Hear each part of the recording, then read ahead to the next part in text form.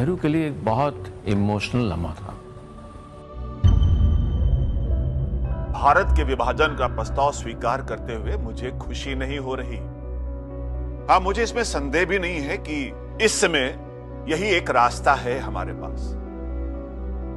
भारत के किसी भाग का स्वेच्छा से संघ से बाहर रहने का प्रस्ताव हम सबको अखरेगा।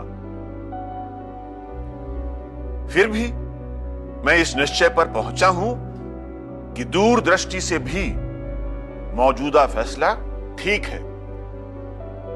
जिस संयुक्त भारत के लिए हम लड़ते और काम करते आए हैं, भारत को बांट के दो मुल्क बनाने की इस योजना को, इस प्लान को माउंटबैटन प्लान कहा जाता है। लेकिन इस माउंटबैटन प्लान से ऐसे बहुत लोग परेशान होने वाले थे जो भारत को बिखरते, भारत को बंटते देख नहीं सकते थे। लेकिन इस ऐलान के एक दिन बाद ही इस कहानी में एक बहुत बड़ा मोड़ आया। 4 जून 1947 तब के लेजिस्लेटिव असेंबली और आज के संसद भवन में माउंटबैटन ने प्रेस कॉन्फ्रेंस बुलाई थी। यह प्रेस कॉन्फ्रेंस कितनी अहम होने वाली थी, इस बात का अंदाजा इससे लगाया जा सकता है कि वायसरॉय माउंटबैटन 3 जून की रात देर तक प्रेस कॉन्फ्रेंस की मॉक ड्रिल करते रहे थे। दुनिया भर से 300 पत्रकार माउंटबैटन से भारत के भविष्य के बारे में सवाल करने के लिए इकट्ठा हुए थे।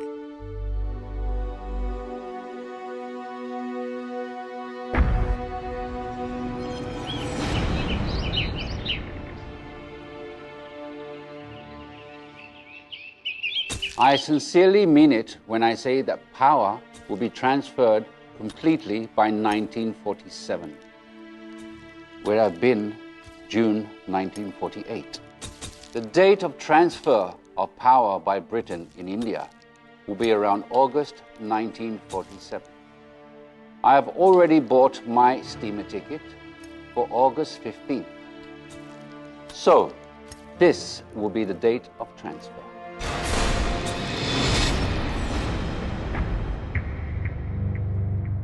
यह बात चौंकाने वाली इसलिए थी कि पहले अंग्रेज जून 1948 तक भारत छोड़कर जाने वाले थे और अब माउंटबैटन ने यह घोषणा कर दी थी कि महज 72 दिनों में बंटवारा भी होगा और आजादी भी मिल जाएगी।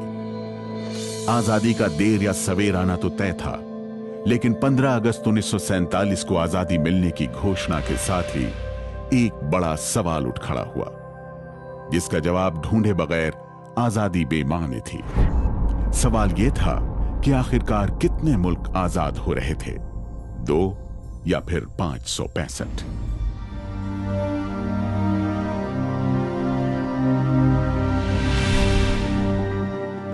अगस्त 1947 15 अगस्त 1947 को 2 देश आजाद हो रहे थे, 2 या 565।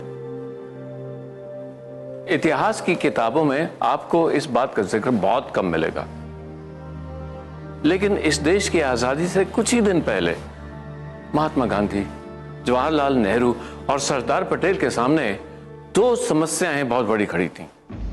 पहली, इस सांप्रदायिक हिंसा को कैसे रोका जाए, और दूसरी, भारत के एक खूबसूरत चेहरे को बिगड़ने से कैसे रोका जाए।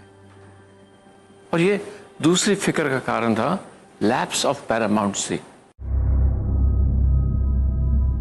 एक तरफ तो हम ये सुनते आ रहे हैं कि अंग्रेजों ने पूरे भारत को एक सूत्र में बांध दिया था, फिर ये 565 अलग अलग देश की बात कहां से आई?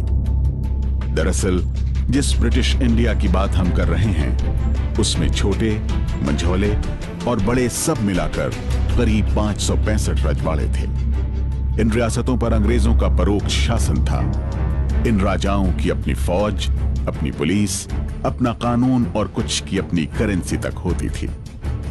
इन रजवाड़ों ने ब्रिटेन की राजगद्दी की गुलामी कबूल कर ली थी, जिसे पैरामाउंटसी कहते थे। अब जब अंग्रेज जा रहे थे तो उन्होंने कहा कि पैरामाउंटसी भी खत्म हो जाएगी और सभी रजवाड़े अपना भविष्य खुद तय करने के लिए स्वतंत्र होंगे। राजस्थान में सिरोही रियासत हुआ करती थी। सिरोही रियासत के मौजूदा उत्तराधिकारी रघुवीर सिंह जी को 1947 की घटनाक्रम याद है। उसके बाद में जब ब्रिटिश आए तब उनके साथ हमारी संधियां हुई। What was the context of the treaty rights, the treaties between the Indian states and British India and the British?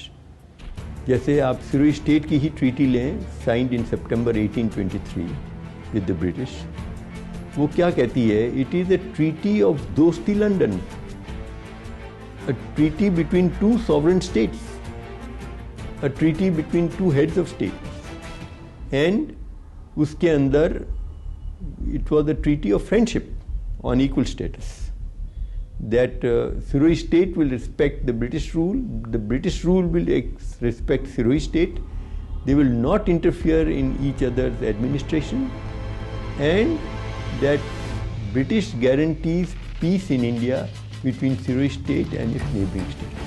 एक बात की मैं तारीफ करता हूँ, हालांकि वो विदेशी थे, कि जब ब्रिटिश पार्लियामेंट ने इंडियन इंडिपेंडेंस एक्ट पास किया, in that they were 100% fair. उन्होंने क्या पास किया?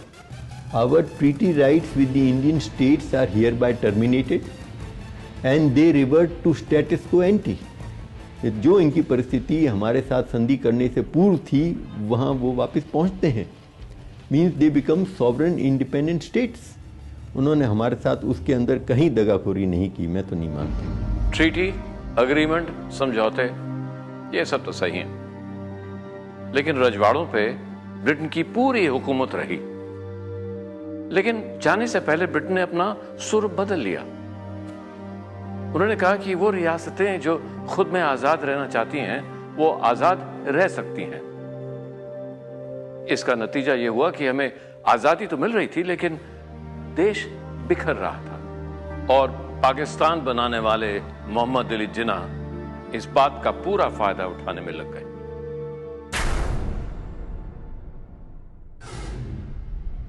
सर, नेहरू और कांग्रेस रियासतों की आजादी के हक में नहीं है। मुस्लिम लीग की क्या राय है इस बारे में?